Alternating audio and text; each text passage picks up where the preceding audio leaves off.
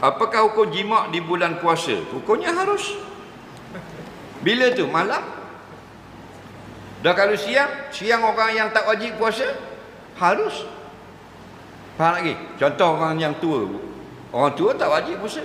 Wa 'alal ladzina yutiqunahu fidyatun ta'amu miskin. Dan atas orang-orang yang sangat tua, dah kok cetong dah, 3 selendar dah, bini 2 selendar, laki 3 selendar. Gogek jalan. Dah kok dah puasa. Tak wajib puasa. Mereka hanya wajib bayar fidyah. Tak mampu dah puasa, hanya mampu jima'.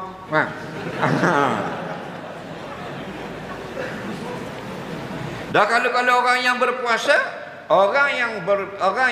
mampu berpuasa tapi dia tidak berpuasa, dia wajib berpuasa tapi dia tidak puasa, dia jima', haram. Dan bila dia puasa, dia pergi jima' pula yang merosakkan puasanya itu, maka wajiblah dia kena bayar kafarah. Nampak? Apa kafarah? Berpuasa. Lama mana? Syahraini mutatabi'aini, 2 bulan berturut-turut. Masuk hari ke-59, malam tu dah ingat niat, kena buat semula 60 hari. Dah kalau dia buat 3 kali jima' dalam sehari puasa. Contoh dia buat hijrah tu 3 Ramadan. 3 Ramadan tu 3 kali jima'.